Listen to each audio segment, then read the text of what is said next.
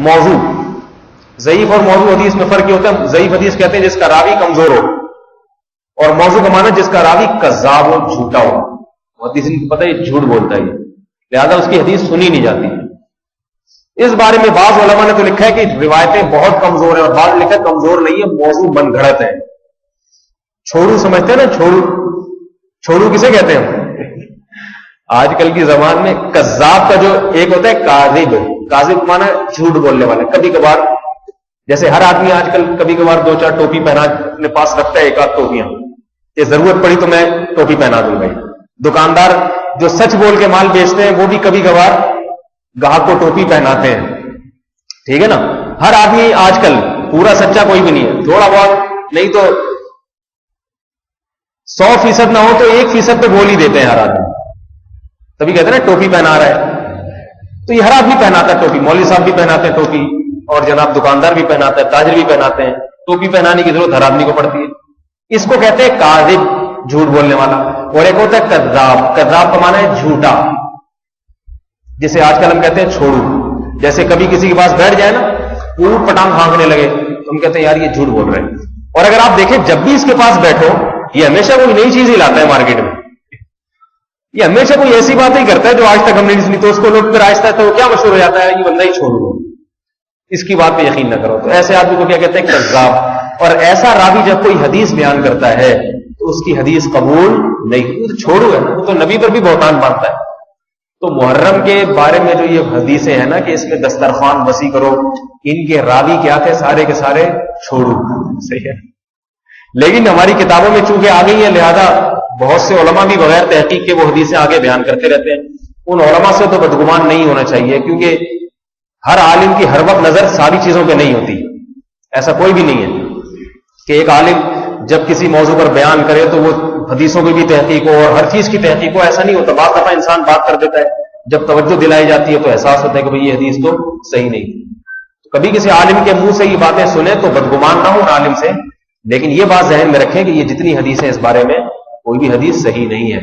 تو علماء اگر کہیں تو ان کو توجہ بھی دلائیں کہ حضرت آپ ان حدیث کی روایات کی تحقیق کریں. لیکن یہ چیز آئی کہاں سے؟ ایک حدیث میں آتا ہے موضوع منغلط حدیث ہے کہ جو اس دن میں سرما لگائے گا پورے سال اس کو آنکھ کی بیماری نہیں ہوگی. اب دیکھیں سرما لگانا اور نئے کپڑے پہننا اور یہ دسترخوان وسیع کرنا, یہ سارے وہ عید والے اثرات ہیں, عید والے جو لیے جا رہے ہیں سنت. اس لیے 10 محرم میں نہ تو یہ ہمارے لیے کوئی اضافی خوشی کا دن ہے اور نہ یہ ہمارے لیے منحوس دن ہے. باقی اس دن کی فضیلت کیوں ہے, اس کیوں کا جواب ہمارے پاس نہیں. ایک وجہ تو یہی ہے کہ اللہ کے نبی نے حکم دیا کہ جب حضرت موسیٰ کو نجات ملی ہے تو موسیٰ علیہ السلام کی یاد میں اگر یہودی منا رہے ہیں تو ہم اس سے زیادہ روزہ رکھیں گے شکرانے کے طور پہ. اللہ کے نبی اگر نہ کہتے تو ہم یہ روزہ نہ رکھتے, کیونکہ کسی کی خوشی کو منانا یا روزہ رکھنا یہ جب تک ہمارے نبی حکم نہ دے ہم یہ کام نہیں کر سکتے.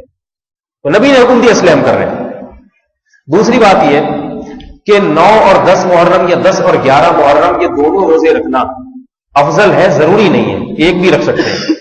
بعض لوگوں میں 2 کی ہمت نہیں ہوتی تو وہ اس چکر میں وہ دونوں ہی چھوڑ دیتے ہیں کہ نیچے ملا کے لازمی رکھنا پڑے گا. بہتر یہ 9-10 محرم کو رکھا جائے یا 10-11 کو رکھا جائے.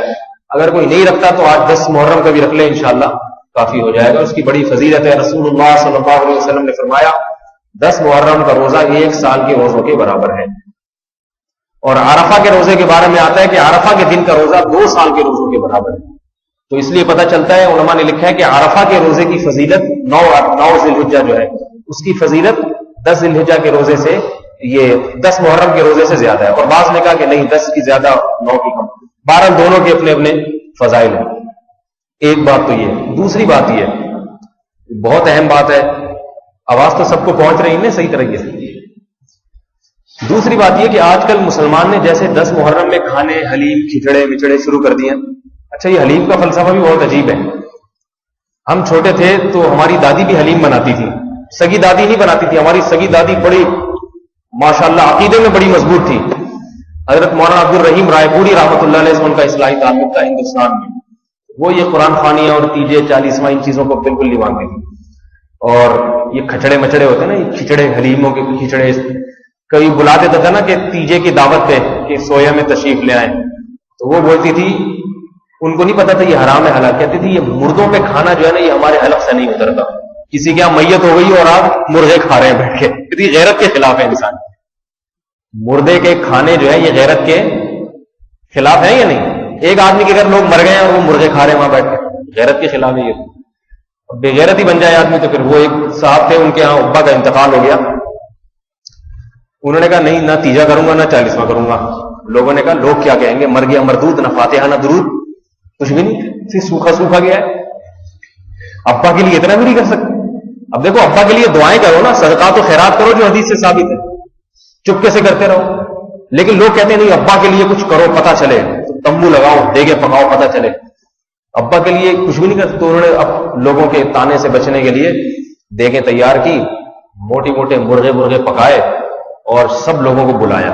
لیکن آدمی بڑا ہوشیار تھا. جب سارے آ گئے اور مرغوں کی بوٹیاں ہاتھ میں لے کے منہ کے قریب کرنے لگے تو وہ کہتے ہیں 1 منٹ ذرا ٹھہر جائیں پلیز، میری ایک بات سن لیں، اس کے بعد آپ جتنا چاہیں کھائیں. لوگوں نے پوچھا بھائی کیا بات ہے؟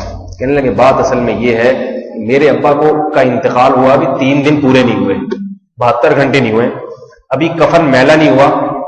میں غم سے، میرا یہ حال ہے کہ میرے حلق میں سوکھی روٹی نہیں اتر رہی اور تم لوگ میرے گھر مرغے کھانے کے لیے آ گئے ہو، تمہیں شرم نہیں آتی؟ چلو بسم اللہ کرو. لوگ کہنے لگے کم بخت بسم اللہ کے قابل چھوڑا گائے. اس نے کہا کھاؤ نا، کھائیے. وہ پرانے لوگ تھے، کھانا ویسے چھوڑ کے چلے گئے. ہماری حضرت فرمایا کرتے تھے اگر آج کا مسلمان ہوتا پھر بھی کھاتا. کہتے ثواب ہے، برکت، تبرک کا کھانا ہے. لوگ اس کو چھوڑتے نہیں، کہتے ہیں یہ کھانا کبھی نہیں چھوڑنا چاہیے، یہ سالے سوال، اس پہ قرآن پڑھا ہوا ہے. یہ حلوے سامنے رکھ کے پوری سورہ فاتحہ 7 دفعہ پڑھی ہے، میں نے خود دیکھا ہے. اتنا ایسا کھانا کیسے چھوڑ دے؟ تو آج کا مسلمان ہوتا تو نہیں چھوڑتا اس کے، بلکہ وہ حلق میں ڈال کے، آپ ہاتھ بھی ڈال دیتے نا اس کے حلق میں، کھینچتے وہ ہاتھ چبا کے کھا جاتا. یہ کھانا نہیں چھوڑوں گا. تو جہاں کھانے پینے کی بات آتی ہے، آج کے مسلمان نہ صحیح حدیث کو دیکھتا ہے، نہ امام ابو حنیفہ، نہ امام شافی، نہ امام مالک، نہ امام احمد ابن حنبل، کچھ بھی نہیں. جہاں کھانے پینے کا مسئلہ آئے گا وہاں حدیثیں بھی اپنی ہوتی ہیں اور تحقیقات بھی اپنی ہوتی ہیں، ٹھیک ہے نا، سب کچھ اپنا ہوتا ہے. یہاں بھی یاد رکھو عیدوں کے معاملے میں مسلمان تھوڑا سا وسیع الظرف ہو گیا ہے، بہت زیادہ. اب میں آپ کو بتاتا ہوں عید کا اسلام میں تصور کیا ہے. عید کا اسلام میں تصور کیا ہے. دیکھو عید میں خوشی منائی جاتی ہے، عید میں روزہ کبھی نہیں رکھا جاتا، ایسا ہے یا نہیں؟ عید میں کبھی بھی روزہ نہیں رکھا جاتا. دوسری بات یہ کہ اللہ کے رسول صلی اللہ علیہ وسلم نے ہمیں 2 عیدیں دی ہیں، عید الفطر، عید الاضحیٰ. اور عید الاضحیٰ میں 4 دن رکھے ہیں، وہ بھی عید ہی سے منسلک ہوتے ہیں. ان 4 دنوں میں روزہ رکھنا حرام ہے اور عید الفطر کے دن بھی روزہ رکھنا حرام. عید الاضحیٰ میں تو عید کا دن تو ایک ہے، مگر روزہ رکھنا مزید 2 دن تک، مزید 3 دن تک حرام ہے. اس کی ایک وجہ یہ بھی ہے کہ عید کے دن اللہ نے عید اس لیے رکھا کہ آپ نے جانور ذبح کیا ہے اور اللہ آپ کو گوشت کھلا رہا ہے. اب گوشت باقی رہتا ہے 1 ہفتے تک. آپ نے روزے رکھ لیے تو اس کا کیا مطلب ہوا کہ پھر گوشت کٹوانے اور ذبح کرنے اور یہ فائدہ کیا ہوا اس کا؟ کوئی آدمی آپ کی دعوت کرے اور آپ دعوت میں جائیں، وہ کہے بسم اللہ کریں، آپ کا میرا روزہ ہے، تو کہے گا بھائی جان پھر آنے کی ضرورت کیا تھی، آپ جب روزہ ہی رکھنا تھا اور آج اسی دن روزہ رکھنا تھا جس دن میں نے دعوت کی ہے. تو اللہ نے فرمایا پورا سال ہے روزے رکھنے کے لیے، جس دن میں مسلمانوں کو کہہ رہا ہوں کہ کھاؤ پیو اور جانور حلال کرو، گوشت کھاؤ، اسی دن تم روزہ رکھ رہے ہو. تو یہ اللہ کی میزبانی سے اعراض ہے. پتہ چلا کھلائی پلائی اور عید کا دن یہ جمع، روزہ یہ جمع نہیں ہو سکتے. اب میرے بھائی بتاؤ، جس دن رات کو آپ حلیم پکا رہے ہیں اس سے اگلے دن روزہ رکھنے کا شریعت حکم دے سکتی ہے؟ پھر حلیم کھاؤ گے کیسے؟ اور اگر روزہ رکھنے کا حکم دے رہی ہے تو اس کا مطلب ہے اس رات کچھ پکانے کا حکم نہیں دے رہی، بلکہ منع کر رہی ہے. کیونکہ حلیم بھی پکاؤ اور روزہ بھی رکھو یہ نہیں ہو سکتے. ساری رات گھوٹا لگایا ہے، ٹھیک ہے نا، بیٹھ کے تو گھوٹا لگایا تو پھر تو صبح کیسے آدمی، تبھی حلیم پکانے والے ان میں سے روزہ کوئی بھی نہیں رکھتا. دوسری بات یہ بہت اہم بات ہے جو بہت غور سے سننے اور سمجھنے کی ہے. 12 ربیع الاول کو بھی بہت سے بدعتی عید مناتے ہیں، عید میلاد النبی کے نام سے تعبیر کرتے ہیں نا. دیکھیے ہم رسول اللہ صلی اللہ علیہ وسلم کی صحیح احادیث دیکھتے ہیں. اللہ کے نبی صلی اللہ علیہ وسلم پیر کے دن روزہ رکھتے تھے. صحابہ نے پوچھا یا رسول اللہ آپ اس دن روزہ کیوں رکھتے ہیں؟ آپ صلی اللہ علیہ وسلم نے فرمایا یہ میری پیدائش کا دن ہے لہذا میں چاہتا ہوں کہ اس دن روزے سے رہا کروں. آپ صلی اللہ علیہ وسلم نے اپنی پیدائش کے دن کو عبادت کا دن قرار دے دیا, اور عبادت نماز والی نہیں, کیونکہ یہ نماز والی عبادت تو عید کے دن بھی ہو جاتی ہے. آپ یہ بھی تو کر سکتے تھے کہ آج میری پیدائش کا دن ہے, پیر کا دن, لہذا میں نمازیں زیادہ پڑھوں گا. اس طرح بھی تو شکر ادا ہو جاتا ہے, نہیں ہو جاتا؟ آج چونکہ میری پیدائش کا دن ہے لہذا میں صدقات و خیرات زیادہ کروں گا. بہت باریک بات ہے, سمجھنے کی کوشش کریں. لیکن آپ نے نہ صدقات و خیرات کا حکم دیا, نہ اس دن زیادہ صدقات و خیرات کیے, نہ زیادہ نمازیں پڑھی, کیونکہ نمازیں اور عید جمع ہو سکتی ہے. عید کے دن بھی زیادہ نمازیں پڑھی جا سکتی ہیں. عید کے دن تو صدقات و خیرات زیادہ کیے جاتے ہیں, باقاعدہ صدقہ فطر دیا جاتا ہے, اور قربانی کا گوشت صدقات و خیرات میں تقسیم کیا جاتا ہے. عید اور صدقات و خیرات جمع ہو سکتے ہیں, عید اور نمازیں جمع ہو سکتی ہیں, مگر عید اور روزہ جمع نہیں ہو سکتا. آپ نے روزے والی عبادت کر کے بتا دیا کہ میری پیدائش کا دن روزے کا دن تو ہو سکتا ہے, عید کا دن قطعاً نہیں ہو سکتا. نہیں آئی بات سمجھ بھائی؟ آ رہی ہے تھوڑی تھوڑی. پتہ یہ چلا کہ آپ کی پیدائش کا دن عید کا, کیونکہ عید اور روزہ خوشی جب ہوتی ہے نا تو بھوکا پیاسا نہیں ہوتا انسان. یہ کیسی خوشی ہے آپ کے, آج میرے بیٹے کی شادی ہے, میں 3 وقت کا کھانا نہیں کھاؤں گا. یار یہ کیسی شادی؟ آپ بولے آج میری شادی ہے اور میں نہ صبح ناشتہ کروں گا نہ رات کو کھانا کھاؤں گا, مجھے خوشی بہت ہو رہی ہے. لوگ کہتے ہیں بھائی خوشی میں تو آدمی زیادہ دوسروں کو بھی کھا جاتا ہے. یہ کس قسم کی خوشی ہو رہی ہے کہ بھوک پیاس برداشت کی جا رہی ہے. اگر اللہ تعالیٰ ہمیں حکم دیتے عید کے دن روزہ رکھو تو زیادہ ثواب ہے, تو ہم کہتے ہیں نا یا اللہ پھر یہ جب بھوکا پیاسا ہی رہنا ہے تو مزہ تو نہیں ہے, نہ تفریح پہ جا سکتے ہیں روزہ رکھ کے. تبھی رمضان میں دیکھو سارے پکنک پوائنٹ بند ہوتے ہیں, وہ روزہ خور ہی گھوم رہے ہوں گے, اس میں روزہ دار کوئی بھی نہیں ہوگا. نہ لوگ ساحل سمندر پہ رمضان میں جاتے ہیں, حتیٰ کہ شادیاں بھی نہیں کرتے, شادی ہال بھی بند ہوتے ہیں. رمضان روزہ رکھیں گے, شادی وادی کا مزہ نہیں ہے روزہ.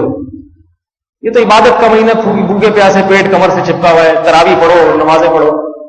خوشی ہوتی ہے تو کھاتا ہے انسان, اور کھائے بغیر خوشی منا بھی نہیں سکتا. جب بھی خوشی ہوگی تو سب سے پہلے کھانے پینے کی بات آئے گی. جیسے دیکھو آپ کے امتحان میں نمبر اچھے آ گئے تو فون بولے بھائی آپ کسی کو بتاؤ گے میرے جناب میں A1 گریڈ سے پاس ہوں, فون کہے گا بھائی پھر مٹھائی ہونی چاہیے. یہ تھوڑی کہہ کہ اس خوشی میں آج رات کا کھانا نہیں کھائیں گے. کبھی ایسا سنا؟ اس خوشی میں آج رات کا کھانا نہیں کھائیں گے, کبھی سنا ایسے؟ ایک آدمی تھا, اس کا بیٹا پیدا ہوا, لوگ اس کے پاس آتے کہتے ہمیں بڑی خوشی ہوئی ہے کہ آپ کے یہاں بیٹا پیدا ہوا. کہہ رہے مجھے تو کوئی خوشی نہیں ہوئی. لوگ چلے جاتے ہیں واپس, عجیب آدمی, اس کو خوشی نہیں ہوئی. پھر دوسرا آیا, حضرت بڑی خوشی ہوئی آپ کے یہاں بیٹا پیدا ہوا. کہتے آپ کو ہوئی ہوگی, مجھے نہیں ہوئی. چلیے السلام علیکم, چلے جاتے. جب کئی لوگوں نے اس طرح کہا اور ہر ایک کے جواب میں یہ کہتا ہے کہ مجھے تو خوشی نہیں.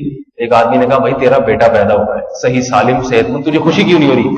کہہ رہے خوشی تو بہت ہو رہی ہے, لیکن مسئلہ ہو ان کے سامنے بول دو نا ہاں ہو رہی ہے, تو پھر کہتے ہیں کہ اچھا پھر مٹھائی, پورے محلے کو میں مٹھائی کھلانا شروع کر دوں, میری تو جائیدادیں بک جائیں گے. کہہ رہے پھر پیچھے پڑ جاتے ہیں, مٹھائی مانگتے ہیں, کوئی مٹھائی کی بات کر رہا ہے, کوئی کہہ رہا ہے دعوت کرو, کوئی کہہ رہا ہے لنچ کرو, کوئی کہہ رہا ہے ڈنر کرو. تو اس میں بڑی ٹینشن ہے, اس لیے آسان حل ہے نہیں. جب وہ لوگ کہتے ہیں خوشی نہیں ہو رہی تو اگلا مٹھائی کیسے مانگے گا, ویسے ہی چلے جاتے ہیں. اس سے پتہ یہ چلا کہ جب بھی خوشی ہوتی ہے سب سے پہلی توجہ انسان کی کس طرف جاتی ہے؟ خود بھی کھاؤ, دوسروں کو بھی کھلاؤ. یہ انسان کی فطرت ہے, اور شریعت نے انسان کی اس فطرت کی رعایت کی ہے, کیونکہ اسلام ایک نیچرل مذہب ہے, انسان کی فطرت کے خلاف حکم نہیں دیتا. تبھی رمضان کے بعد جب عید کا اعلان کیا گیا تو بتایا کہ اب روزہ رکھنا حرام ہے, کیونکہ روزہ رکھ کے تم خوش نہیں ہو سکتے. نماز پڑھنا حرام نہیں ہے, بلکہ نمازیں تو مزید اضافہ کر دی, 2 رکعت اور عید کی نماز آ کے پڑھو, نماز بڑھا دی, صدقہ کی مقدار بڑھا دی گئی, لیکن روزے کو منع کر دیا گیا کیونکہ بھوکا آدمی خوش نہیں ہوتا. دیکھو رمضان میں روزے میں کیسے پھیکے پھیکے چہرے ہوتے ہیں, اثر کے وقت کولیسٹرول بالکل ختم ہو چکا ہوتا ہے, جتنا ڈاکٹر نے مشورہ دیا ہوتا ہے اتنا بھی نہیں دیتا. ایسے مرجھائے سے آ رہے ہوتے ہیں, مرجھائے سے جا رہے ہوتے ہیں, کچھ نہیں ہو سکتا. ان غصہ اتنا آتا ہے نا اثر کے بعد, جو بھوکے ہوتے ہیں. رمضان میں جتنے پھڈے اثر کے بعد ہوتے ہیں نا شہر میں, پورے سال کے پھڈے ایک پلڑے میں ترازو کے رکھو, اور صرف رمضان کے آخری اشرے کے پھڈے ایک پلڑے میں رکھو تو یہ والا پلڑا جھک جائے گا. اتنے پھڈے اور اتنے تگڑے پاورفل قسم کے پھڈے ہوتے ہیں, کیونکہ ہر ڈرائیور کو بھی بھوک پیاس لگ رہی ہوتی ہے, کنڈکٹر کو بھی, مسافروں کو بھی. وہ اس سے چلا بھائی گاڑی چلا یہاں سے, اس کو غصہ الگ آیا ہوا ہوتا ہے, وہ جلدی پہنچنا ہوتا ہے افطاری کے وقت, ہر آدمی لڑ رہا ہوتا ہے. ایسے موقع پہ کہیں بڑی خوشی ہو رہی ہے، خوشی نہیں ہو رہی ہوتی انسان. تو میں یہ عرض کر رہا تھا، اب دیکھو پیر کے دن محمد صلی اللہ علیہ وسلم نے روزہ رکھ لیا، اور یہ اس نے اشارہ دے دیا کہ قیامت تک اب میری امت میری پیدائش پہ عید منا نہیں سکتی، تصور ختم کر دیا ہمیشہ کے لیے. اس کی ایک اور دلیل، جمعہ کا دن مبارک اور مقدس دن ہے یا نہیں ہے نا مقدس دن. جمعے کو بھی مجازی عید کہا گیا ہے، چھوٹی عید ہے، خوشی کا دن ہوتا ہے.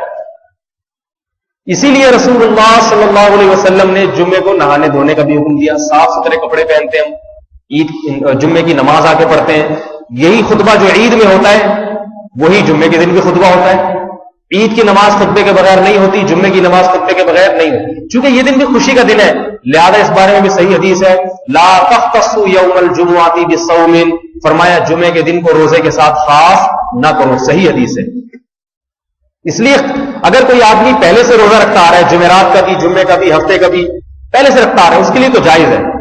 لیکن اسپیشلی کوئی جمعے کا روزہ اس لیے رکھے کہ آج کا دن مقدس دن ہے، بڑا دن ہے، لہذا میں روزہ رکھوں گا، اس سے نبی علیہ السلام نے منع کیا ہے. سمجھ میں آ رہی ہے بھائی بات؟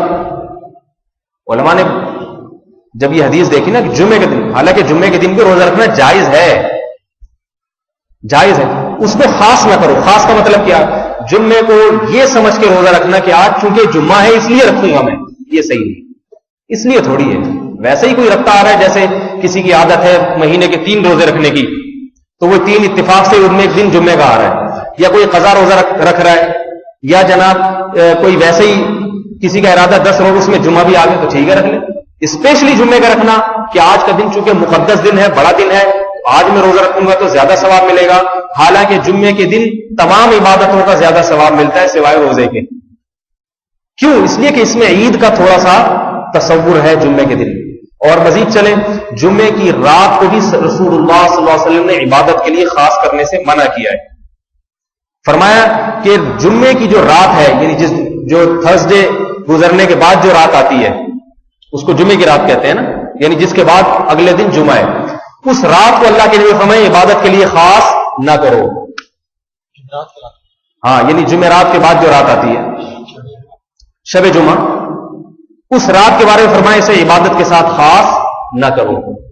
خاص کرنے کا یہاں بھی یہی مطلب ہے کہ پورا ہفتہ عبادت کرتے نہیں، لیکن جمعے کی رات کو اٹھ کے یہ سوچتے ہو کہ آج چونکہ مقدس دن ہے لہذا میں آج کی رات عبادت کروں گا تاکہ مجھے زیادہ ثواب مل جائے. یہ صحیح نہیں ہے. ویسے کوئی روز تہجد پڑھتا ہے، اس رات کو بھی پڑھے تہجد، منع نہیں ہے عبادت، لیکن اس رات کو اضافی فضیلت دینا، حالانکہ جمعے کا دن بالاتفاق تمام دنوں کا سردار ہے، تمام دنوں کا سردار ہے. منع کیا کیونکہ اس میں عید کا تصور ہے، اس دن کے اندر عید کا کانسیپٹ ہے، تھوڑا تھوڑا عید کا جو ہے نا اس میں تھوڑا سا تصور ڈالا گیا ہے. اب یہاں بھی ایک بات بتا دوں، اس سے یہ بھی پتا چل گیا کہ عیدین کی جو راتیں ہیں، عید الفطر اور عید الاضحیٰ، ان راتوں کو بھی عبادت کی کوئی اضافی فضیلت نہیں ہے. یہاں یہ مسئلہ بھی سمجھ لیں.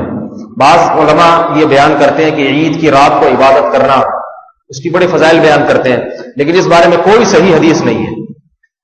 عید الفطر کی رات کو عبادت کے بارے میں کوئی صحیح حدیث نہیں ہے، عید الاضحیٰ کی رات کو عبادت کے بارے میں کوئی صحیح حدیث نہیں، بلکہ اس کے مخالف پر دلائل قائم. وہ دلائل کیسے قائم ہیں؟ دیکھو، اللہ کے نبی صلی اللہ علیہ وسلم جب سورج غروب ہوتا تھا، سورج جب غروب ہوتا تو افطاری میں آپ صلی اللہ علیہ وسلم جلدی فرمایا کرتے تھے. کیوں؟ یہ بتانے کے لیے کہ اب ہمارا روزہ نہیں ہے، اب خام خواہ بھوکا پیاسا رہیں گے اور اس میں ثواب سمجھیں گے تو یہ بدعت عمل بن جائے گا.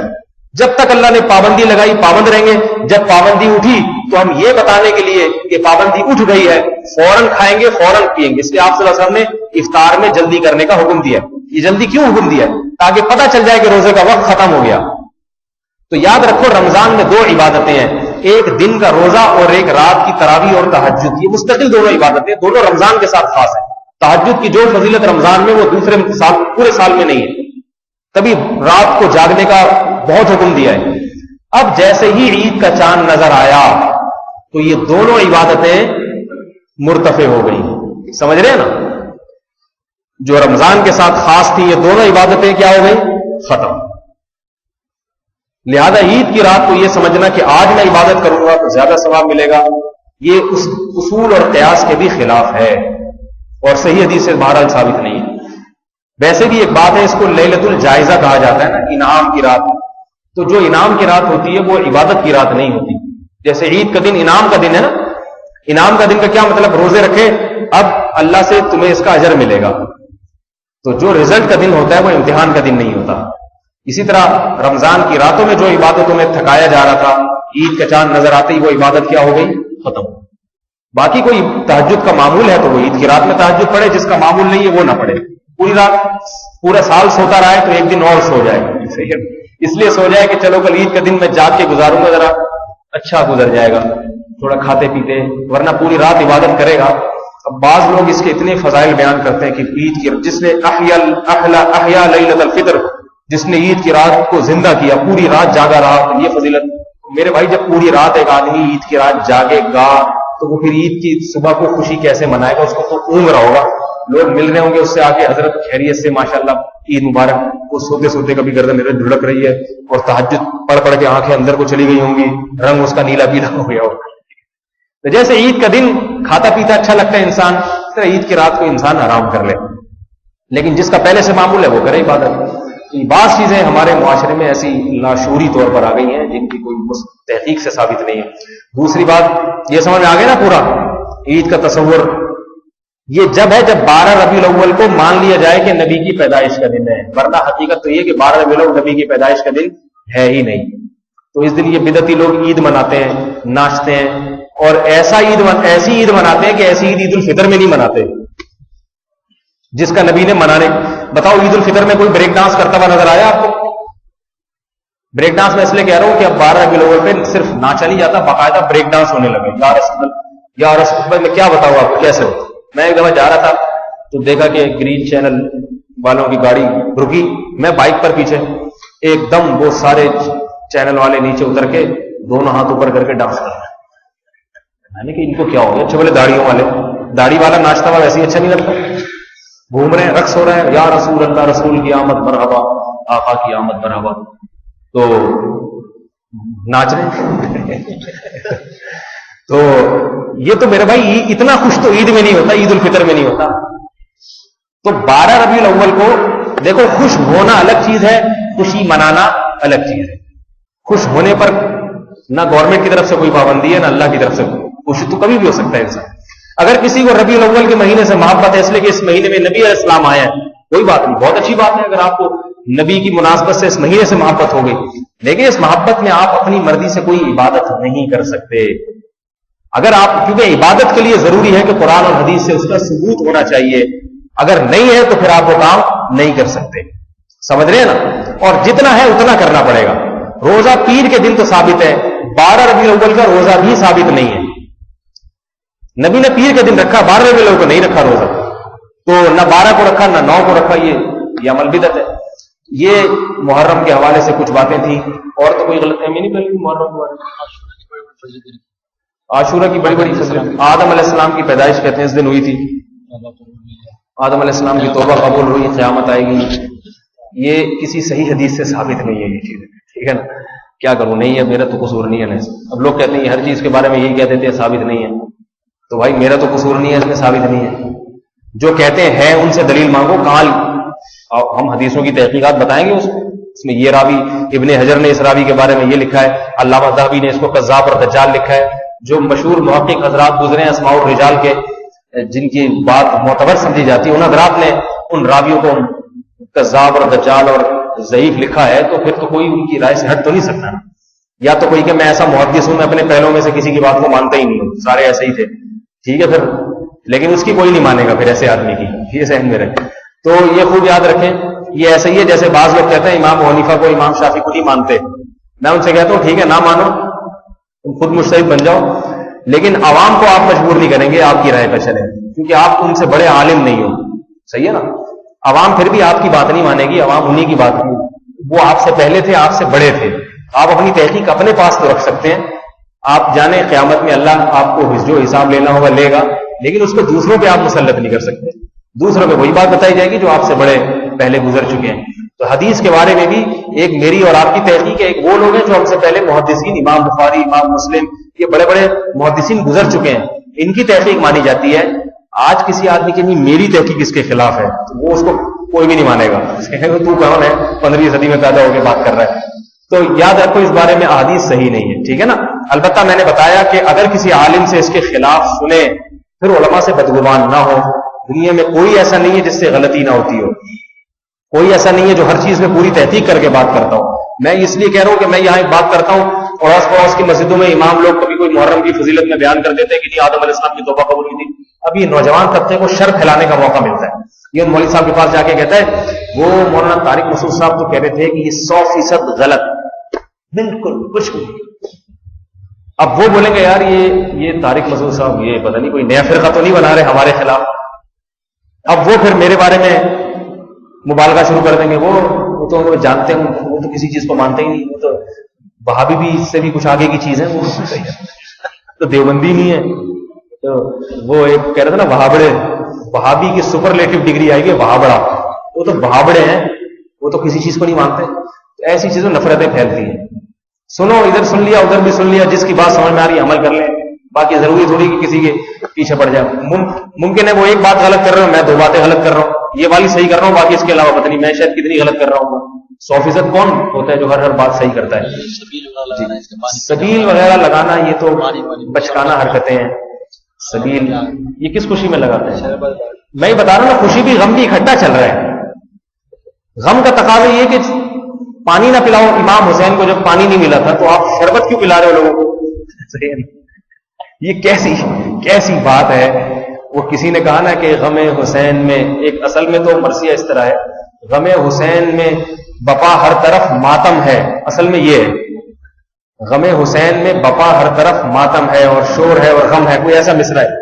تو ہمارے ایک دوست نے بتایا, کہہ رہے جب میں 10 محرم میں نے دیگے پکتی بھی دیکھی, حلیم اور اونڈے اور شبیلے, تو اس کو انہوں نے یہ بنایا غم حسین میں جتنا بھی کھا لو وہ کم ہے. غم حسین میں جتنا بھی کھا لو وہ کم ہے, ہر طرف دیگ پہ دم ہے. اس طرح وہ مجھے پورا شعر یاد نہیں آ رہا, جہاں بھی جاؤ دیگ پہ دم ہے. یہ کیسا ہے؟ ہم فراق یار میں گھل گھل کے ہاتھی ہو گئے. یعنی دوست کی جدائی میں, علیحدگی میں انسان اس کو دوست کو یاد کر کے موٹا ہوتا ہے یا دبلا ہوتا ہے؟ بتاؤ بھائی, دبلا ہوتا ہے نا. لیکن یہ ایسا غم ہے کہ فراق یار میں گھل گھل کے دبلے ہونے کے بجائے ہاتھی ہو گئے. اتنے گھلے رستم کے ساتھی ہو گئے. ہم فراق یار میں گھل گھل کے ہاتھی ہو گئے, اتنے گھلے رستم کے ساتھی ہو گئے. دیکھو, اگر کسی نے حضرت حسین کی یاد منانی ہے, اور یقیناً آپ اہل بیت میں سے ہیں, نبی کے نواسے ہیں, جنت کے جوانوں کے سردار ہیں, بڑے فضائل ہیں, لیکن جو حضرت حسین سے حقیقی محبت کرے گا تو وہ حضرت حسین کے راستے پر چلے گا. اور حضرت حسین کا راستہ کیا ہے جو کربلا میں جو سبق ملتا ہے؟ دین کی خاطر گردن کٹا دینا. اور یہ گردن آج دین کی خاطر کون کٹا رہا ہے؟ افغانستان میں طالبان کٹا رہے ہیں گردن. یہ سمجھ میں آ رہی ہے نا بات؟ امریکیوں کے سامنے ڈٹے ہوئے ہیں, گردنیں کٹا رہے ہیں. وہ یہ والا راستہ ہے حضرت حسین کا.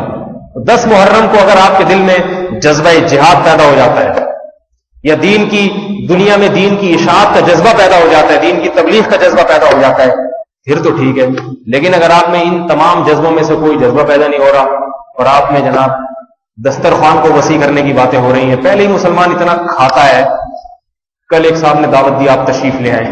میں نے کہا میں نہیں لا سکتا تشریف, تو اتنا کھا رہا ہے اور مختلف بہانوں سے کھلائی. اسلام میں روزے کا حکم ہے. روزہ عبادت ہے, کھانا عبادت نہیں ہے. روزہ عبادت ہے تاکہ مسلمان پھرتیلا ہو, دبلا پتلا اچھا لگتا ہے اللہ تعالیٰ کو. اتنے موٹے کھا کے توندے. ایک یہودی عالم کی اللہ کے نبی نے توند دیکھی. دیکھو, ایک تو توند انسان کی پیٹ کی خرابی سے نکل جاتی ہے, جیسے ہمارے یہاں کراچی میں پانی صحیح نہیں, پیٹ نکل آتا ہے. اس لیے کہہ رہا ہوں کسی کا پیٹ نکلا ہوا دیکھیں بدگمان نہیں ہونا. پیٹ نکلتا ہے حرام کھا کے, جیسے کہ پتہ ہی ہے آپ لوگوں کو, میں بھی بتاؤں گا, نام لوں گا تو پھر مناسب نہیں ہے. تو یہ والی جو توند ہے نا, اس پہ نبی علیہ الصلوۃ والسلام نے ایک یہودی عالم کی توند دیکھی, جو لوگوں سے وہ نیاز اور یہ چیزیں کھا کے نا کافی پھول گئے تھے خوشی سے. تو اللہ کے نبی نے اس سے فرمایا, کیا تو نے تورات میں یہ نہیں پڑھا کہ اللہ تعالیٰ کو ایسے عالم سے, ایسے شخص سے نفرت ہے جو موٹی توند والا ہو؟ یعنی مطلب یہ کہ ایسے کھا کھا کے موٹا ہوگا. تو اسلام میں تو اتنا کھانے پینے کا نہیں ہے. تبلیغ میں نکلو تو تبلیغ والے ایک بات کہتے ہیں نا, کم کھانا, کم سونا اور کم بولنا. اب معلوم نہیں, میں جب پہلے جاتا تھا تو یہ سنتے, اب کا پتہ نہیں کہتے ہیں نہیں کہتے, کہتے ہی ہوں گے انشاءاللہ, اچھی بات ہے. کم کھانا, کم بولنا اور کم سونا, یہ تینوں ایک اچھی صفت ہے. ایک شخص آئے نبی علیہ السلام کے پاس, کافر تھا, کافر. صحابہ کو نبی علیہ السلام نے دودھ پلایا, اس کافر کو بھی, وہ 7 پیالے پی گیا. 7 کے بعد جا کے اس کا پیٹ بھرا ہے اچھی طریقے سے, ٹھیک ہے. پیالے بھی پہلے بڑے بڑے ہوتے تھے.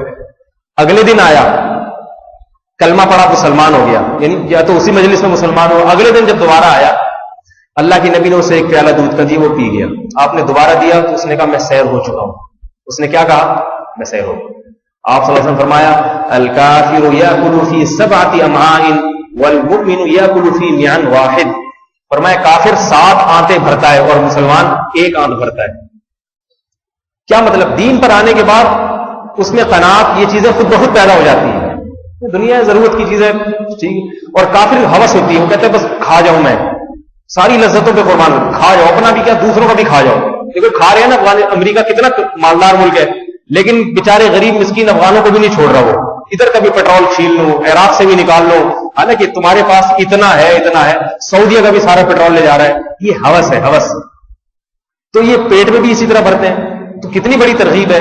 نبی علیہ السلام نے فرمایا کہ ایک آدمی کا کھانا 2 کے لیے کافی ہے. ایک آدمی کا کھانا 2 کے لیے کافی ہے. تو ایک طرف یہ تلقین ہے, روزے رکھو. اللہ کے نبی اتنے روزے رکھتے تھے, روزے پہ روزے رکھنا شروع کر دیتے. ایک صحابہ کو بھی یہی سکھایا. کوئی ایک حدیث نہیں ہے کسی صحابی نے کہا یا رسول اللہ آپ فرمائیے آج کے دن میں کون سا حلوہ پکاؤں. ایک بھی حدیث نہیں. یا رسول اللہ آپ فرمائیے آج کے دن میں کون سی قسم کی بریانی پکاؤں, یا بکری کا شانہ روسٹ کر کے کھانا پسند فرمائیں گے, یا ران کا گوشت یا کوفتے بنا. ایسا ایک بھی نہیں ہے. جمعرات کو میں نیاز نکالنی ہے تو میں کس کے نام پہ نیاز نکالوں, یا محرم میں کنڈے پکانے ہیں تو کس طریقے سے پکاؤں, کنڈوں میں تافتان مناسب رہیں گے یا نان پہ گزارا ہو جائے گا. کوئی بھی حدیث نہیں ہے. لیکن ایسی درجنوں حدیثیں ہیں. صحابی آ رہے ہیں, صحیح بخاری کی حدیث, یا رسول اللہ مجھے اجازت دیجیے, ہاں یا رسول اللہ میں موت تک روزے رکھوں گا, کبھی ناغہ نہیں کروں گا, موت تک روزے رکھوں گا. روزے رکھنے کی ترغیبیں حدیثیں ہیں, کھانے پینے کی نہیں. تو ایک صحابی آئے, اللہ کے نبی سے کہا یا رسول اللہ میں جوان آدمی ہوں, ساری زندگی روزے رکھوں گا, مجھے اجازت دے دیں. آپ نے فرمایا نہیں, تم میں اس کی طاقت نہیں ہے, کچھ کم کرو, اور ایسا کرو کہ مہینے میں 3 روزے رکھ لیا کرو بس. اور فرمایا کہ یہ 3 روزے پورے سال کے روزوں کے برابر ہو جائیں گے. وہ لوگ نیکی پہ حریص تھے. انہوں نے کہا ٹھیک ہے 3 روزے پورے سال کے برابر تو ہوں گے, لیکن اگر پورے سال رکھوں پھر کس کے برابر ہو جائیں گے. ہم کہتے ہیں 3 ہو صحیح ہے, صحیح. 3 دفعہ قل اللہ احد پڑھ لو تو پورے قرآن کا ثواب مل جاتا ہے نا, حدیث میں ہے. تو پورا قرآن پڑھنے کی کیا ضرورت. یہ نہیں پتا جب 3 دفعہ قل اللہ کا پورے قرآن کے برابر, تو پورے قرآن کا ثواب پھر کتنا زیادہ ہوگا, پورے قرآن کا بہت زیادہ ہوگا ثواب. تو ان صحابی کو نبی نے فرمایا کہ دیکھو, اور دلیل بھی دی اللہ کے نبی نے, فرمایا ایک نیکی اللہ کے دربار میں 10 نیکیوں کے برابر, تو ایک روزہ 10 روزوں کے برابر, اور 3 روزے 30 روزوں کے برابر. دلیل بھی دے دی, 3 روزے 30, تو ایک مہینے میں 3 روزے رکھ لیے تو پورے 30 روزوں کا ثواب, اور 12 مہینے یہ کام کر لیا تو پورے سال کے روزوں کا ثواب. لیکن صحابی نے فرمایا یا رسول اللہ مجھ میں اس سے زیادہ کی طاقت ہے. 3 تو کچھ بھی نہیں, جوان آدمی ہوں, 3 سے زیادہ رکھ سکتا ہوں میں. آپ نے تھوڑا سا بڑھایا, فرمایا میں اس سے بھی زیادہ رکھ سکتا ہوں.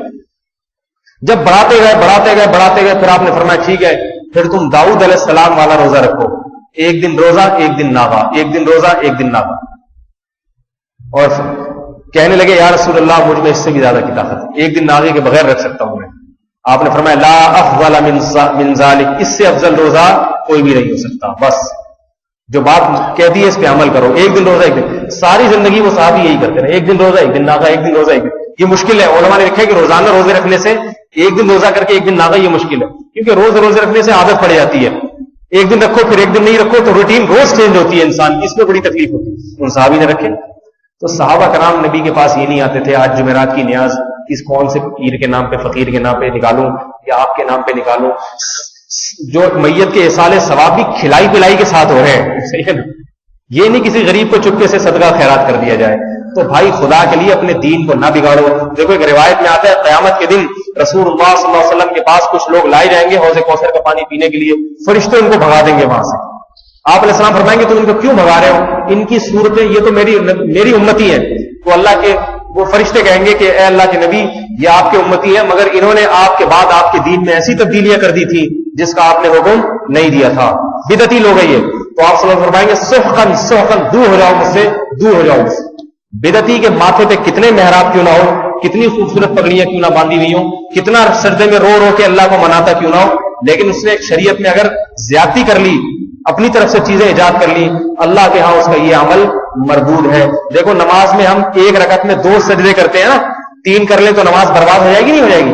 اب کوئی 3 سجدے کر رہا ہے، آپ اسے آگے کہیں 3 غلط ہے، کہ دیکھو مجھے سجدہ کرنے سے روک رہے ہیں لوگ، مجھے سبحان ربی الاعلیٰ پڑھنے سے روک رہے ہیں، میں کوئی چوری تھوڑی کر رہا ہوں، اللہ کے سامنے ناک رگڑ رہا ہوں. تو ہم کہیں گے بھائی نبی نے جس طریقے سے بتایا ہے بس 2 سجدے کی ایک رکعت میں آپ اس رکھ. اب ان کو کہا جائے نا یہ کنڈے اور یہ حلے میں اور یہ چیزیں نہ کرو، لوگ امام حسین کی یاد منانے سے منع کیا جا رہا ہے، نبی کا دن پہ خوشی ہونے سے منع کیا جا رہا ہے. میں نے وہ انٹرنیٹ پہ کلپ میرا گیا ہوا ہے، اس میں کہ میں نے یہ سوال کیا ہے کہ بھئی جو اللہ کے رسول سے مدد مانگتے ہیں ان سے کچھ سوالات کیے میں نے کہ اللہ نے اپنے نبی کو سارے اختیارات دیے تھے یا کچھ اختیارات دیے تھے؟ سارے اختیارات دیے تھے تو پھر اللہ سے کب مانگے، نبی سے کب مانگے؟ جب ساری اللہ نے نبی کو دے دی ہے تو اگر کوئی ساری زندگی اللہ کے نبی سے ہی مانگتا رہے تو کیا خرابی ہے؟ دوسرا سوال یہ کہتے ہیں اگر بعض اختیارات نبی کو دیے ہیں سارے نہیں دیے تو وہ بعض کون کون سے ہیں اس کی لسٹ ذرا پلیز بتا دیجیے، ٹھیک ہے نا؟ کیونکہ اگر دیے تو بتائے تو ہوں گے نا امت کو یہ والے، ورنہ فائدہ کیا اختیارات دینے کا جب امت کو پتہ ہی نہیں کہ میں نے اولاد کس سے مانگنی اور رزق میں برکت کس سے مانگنی ہے. تو پتہ تو ہونا چاہیے نا یہ اختیارات دیے. کتنا معقول سوال ہے. انٹرنیٹ پہ جب یہ سوال گیا کہ بھئی یہ یا رسول اللہ مدد کہنے والوں سے چند سوالات، تو اتنی موٹی موٹی گالیوں کے سوا کچھ بھی نہیں. میں نے جب وہ کمنٹس ہوتے ہیں نا پڑھتا ہے آدمی، مجھے تو پتہ نہیں تھا کہ میں نے ایک دن کھول کے دیکھا، میں نے کہا کتنے لوگوں نے سنا ہوگا کمنٹ، وہ وہابڑے، وہ دیوبندی. ایک نے بھیجا تیرے اس طرح سے نبی کی شان میں گستاخی کرنے سے نبی کی شان کم نہیں ہو جائے گی، نبی کی شان کم تھوڑی ہو جائے گی. نبی کل بھی مختار کل تھے، آج بھی مختار کل ہے، کل بھی مختار کل رہے. یہ جواب دیا جا رہا ہے. تو ایسے کمنٹس آ رہے ہیں، کوئی کہہ رہا ہے یہ وہابی ہے، کوئی کہہ رہا ہے یہ ایسے گستاخ ہے. آخر میں ایک نے تھوڑا عقل مند تھا ان میں، اس نے کہا اس وہابی کو کسی دلیل سے جواب دو پھر یہ خاموش ہوگا. ٹھیک ہے، تھا وہ بھی اسی چینل کا، لیکن سوال کے لکھ کے بھیجا اس وہابی کو کوئی دلیل دو، دلیل، اس سے یہ خاموش ہوگا ورنہ یہ چپ نہیں ہوگا. دلیل ہے ہی نہیں، کہاں سے بیچارے تھے. جماعت المسلمین والوں کا نام سنا ہوگا، میں نے ان پہ بھی ایک اشکال جماعت المسلمین کے نام سے چھوٹا سا کلپ شائع کیا ہوا ہے کہ نبی علیہ الصلوۃ والسلام نے یہ جماعت المسلمین ایک نیا فرقہ بنایا. یہ کسی کو نہیں مانتے. یہ کہتے ہیں نبی نے فرمایا جب امت میں اختلاف، بس یہ بات کر کے میں اپنی بات ختم کرتا ہوں، امت میں جب اختلاف ہوگا نا تو جماعت المسلمین اور اس کے امام کو لازم پکڑنا، یہ حدیث پیش کرتے ہیں. حالانکہ یہاں امام سے مراد مسلمانوں کا خلیفہ ہے. خلیفہ یہ نہیں کہ ماڑی میں یا جوہر آباد میں بیٹھ کے کسی کو رجسٹریشن کروا لیا آپ نے، وہ مسلمانوں کا امام بن گیا. تو اس حدیث میں یہ پیش کرتے ہیں کہ جب فرقواریت ہو تو جماعت المسلمین اور اس کے امام کو لازم پکڑنا، ان تمام فرقوں سے دستبردار ہو جانا. تو وہ کہتے ہیں ہم تمام، نہ ہم حنفی ہیں، نہ شافی ہیں، نہ مالکی ہیں، نہ حنبلی ہیں، نہ تبلیغی ہیں، نہ دیوبندی ہیں، نہ بریلوی ہیں، سارے فرقے غلط ہیں. ہم تمام سے دستبردار ہو کر آؤ جماعت المسلمین میں اور اس کے امام کو لازم پکڑو. اب کوئی پوچھتا ہے جماعت المسلمین اور اس کے امام کون ہے؟ کہہ رہے ہیں یہ صاحب ہمارے امام ہیں اور ہم جماعت المسلمین ہیں. دلیل کیا جماعت المسلمین؟ دلیل یہ کہ رجسٹریشن نمبر، تاریخ اور جماعت کا نام کیا ہے؟ ٹھپا جماعت المسلمین. یہ دلیل ہے. میں نے کہا کل کوئی ہندو رجسٹریشن کروا کے لے آئے. میں نے پھر اس سے میں نے یہ انٹرنیٹ پہ کلپ شائع کیا ہے. میں نے کہا دیکھو دھوکہ نہ دو مسلمانوں کو. نبی نے یہ نہیں فرمایا تھا کہ جماعت المسلمین، نبی جی کا مسئلہ مسلمانوں کی جماعت اور اس کا امام. حنفی، شافی، مالکی، یہ سب مسلمانوں کی جماعت ہیں، سارے مسلمان ہیں. یہ رہا ان کے نام الگ الگ کیوں ہے، اس کی وجہ پھر میں کسی اور وقت بیان کروں گا ورنہ بیان لمبا ہو جائے گا. جیسے قراتوں میں اختلاف ہے نا، قرات عاصم ہے، امام کسائی کی قرات ہے، اس لیے کہ وہ امام کسائی سے نقل ہو کے آئی ہے. تو فقہ حنفی امام ابو حنیفہ سے نقل ہو کر آیا ہے، ورنہ یہ فقہ نبی کے دور میں بھی موجود تھا. امام شافعی کا فقہ نبی کے دور میں تھا، امام مالک، امام محمود سارے فقہ تھے، لیکن جن واسطوں سے آئے ہیں تو ان کی نسبت ان واسطوں کی طرف کی جاتی ہے. یہ نہیں کہ یہ دین سے الگ کوئی سلسلے ہیں. تو میں نے ان سے سوال یہ کیا جماعت المسلمین والوں سے کہ بھائی نبی نے تو فرمایا تھا فرقواریت کے دور میں جماعت المسلمین اور اس کے امام کو لازم پکڑنا، اور پوری حدیث یہ ہے کہ اگر جماعت المسلمین اور اس کا امام نہ ملے تو پھر درختوں میں، جنگلوں میں جا کے درختوں کے پتے چبا کے، جڑیں چبا کے گزارا کرنا، تمام فرقوں سے علیحدہ ہو جانا. میں نے کہا آپ کو چاہیے تھا کہ آپ کا خیال اگر یہ تھا یہ سارے فرقے نئے نئے پیدا ہو گئے ہیں تو آپ جماعت المسلمین کو تلاش کرتے، نہیں ملتی تو کہاں چلے جاتے؟ جنگل میں. آپ نے تلاش کی، نہیں ملی تو کیماڑی میں آپ نے خود بنا لی، آج سے 25-30 سال پہلے. بنانے کا ذکر کس حدیث میں؟ کسی حدیث میں نہیں ہے کہ اگر نہ ملے تو پھر خود سے بنا لینا.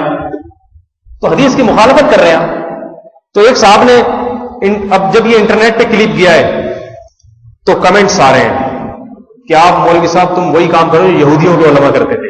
جواب دیکھو، عجیب عجیب، کوئی دلیل کا جواب نہیں دے رہا. ایک آدمی کو پھر میں نے خود فون کیا، مجھے بہت تنگ کر رہا تھا وہ، تو میں نے خود فون کیا. میں نے کہا آپ کے پاس اس کا جواب کیا ہے؟ نبی نے بنانے کا تو ہم کہہ رہے ہیں ہم نے بنائی تھوڑی، ہم نے تو زندہ کی ہے. یہ تو نبی کے دور میں بھی جماعت المسلمین تھی، اور دلیل انہوں نے دی صحیح بخاری کی دلیل.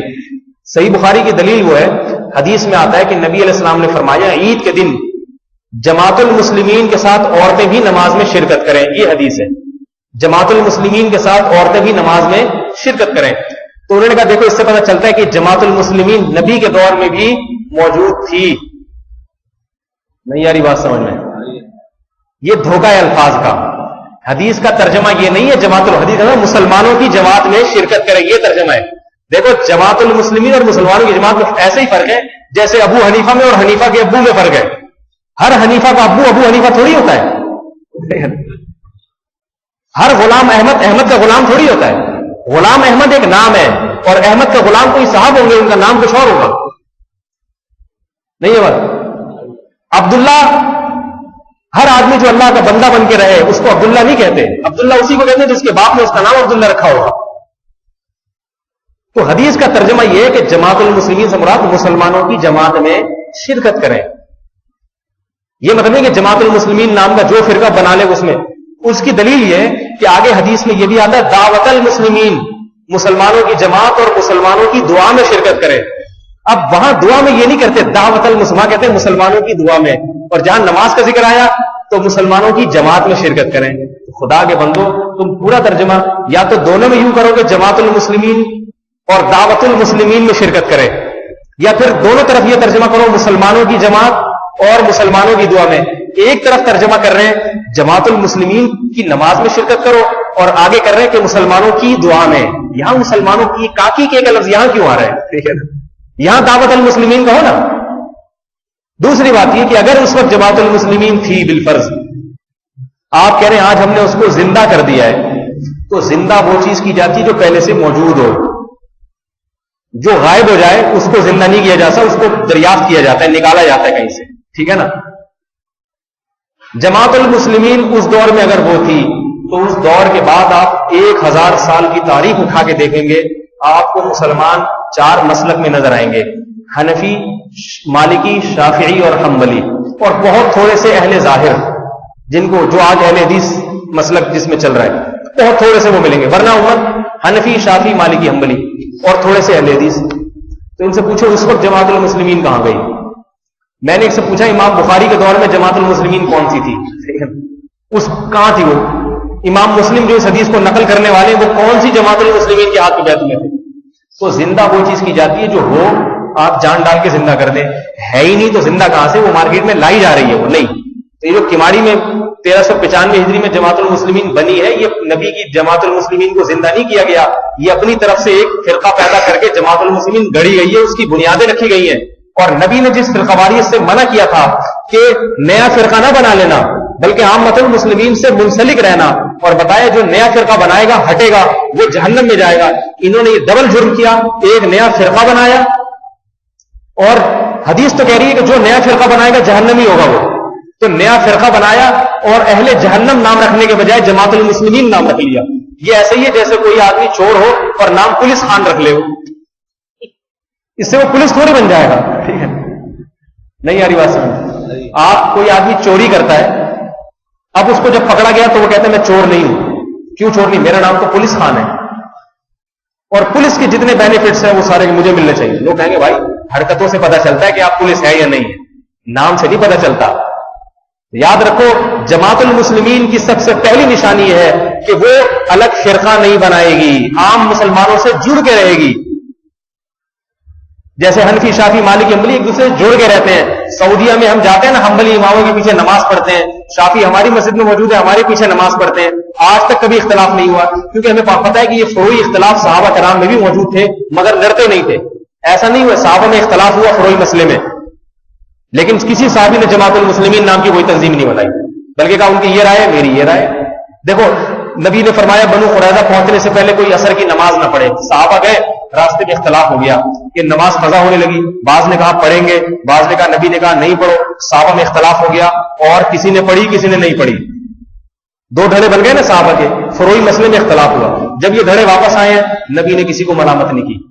نہیں، صحابہ کو اس وقت یہ خیال ہے دو دھڑے بن گئے اور فرقواریت تو اسلام میں حرام ہے. اب ہمارے چونکہ ایک نماز پڑھنے والے ایک نہ پڑھنے والے، لہذا جو پڑھنے والے وہ جماعت المسلمین اور جو نہیں پڑھنے والے وہ جماعت الجہنمیین. ایسا نہیں ہوا. نبی کے انتقال کے بعد صحابہ میں فروعی مسائل میں بہت اختلاف ہوا ہے. عبداللہ بن مسعود فرماتے تھے جو امام کے پیچھے قرات کرتا ہے، تلاوت کرتا ہے، میرا دل چاہتا ہے اس کے منہ میں کنگارے ٹھوس دوں میں. یہ اختلاف. اور بعض صحابہ ایسے تھے جو امام کے پیچھے قرات کرتے تھے، لیکن جب دونوں کو ایک دوسرے کی خبریں پہنچتی تھی تو یہ کسی نے نہیں کہا اختلاف فرقواریت کا دور پھیل گیا ہے، یہ سارے جہنم میں. عبداللہ بن مسعود نے کہا میں کوفہ میں بیٹھ کے ایک نئی جماعت المسلمین بناؤں گا اور آج سے میں اس کا امام اور خلیفہ سے اس کی منظوری بھی لے لوں گا. میں ایسا نہیں ہوا، ٹھیک ہے نا؟ ان کو پتا تھا فروعی مسائل میں اختلاف یہ وہ فرقہ واریت نہیں ہے جس کے بارے میں نبی نے بتایا ہے. تو کہتے ہیں نا کہ عقل کے بغیر اگر انسان کے پاس علم آتا ہے نا تو وہ ایسے ہے جیسے آپ خنزیر کے گلے میں ہار ڈال دیں، اچھا لگے گا وہ. علم تو بیچاروں کے پاس آ گیا ہے مگر صلاحیت نہیں ہے، تو یہی حال بیچاروں کا. پھر یہ ایک لفظ کہتے ہیں تقلید. کہتے ہیں تقلید جو ہے نا یہ قلادہ ہے، پٹا ہے، پٹا قلادے سے نکلا ہے. قلادہ جو کتے کے گلے میں پٹا ڈالا جاتا ہے، کہہ رہے تقلید جو آپ امام حنیفہ کی کرتے ہو یہ قلادہ ڈالا ہوا ہے گلوں میں آپ لوگوں نے، پٹا. ان بیچاروں کو یہ بھی نہیں پتا کہ قلادہ جب انسان کے گلے میں ہو تو پٹا نہیں، وہ ہار کہلاتا ہے، ہار. اور کتے کے گلے میں تو پٹا کہلاتا ہے، ٹھیک ہے نا؟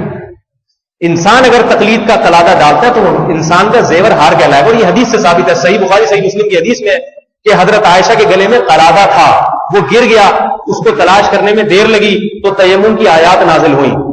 وہاں قلادے کو کوئی یہ کہہ سکتا ہے کہ حضرت عائشہ کے گلے میں معاذ اللہ پٹا ڈلا ہوا تھا؟ کوئی کہہ سکتا ہے؟ وہاں سب یہ بھی ترجمہ کرتے ہیں ہار ڈلا ہوا تھا. تو یہ تقلید کا قلادہ.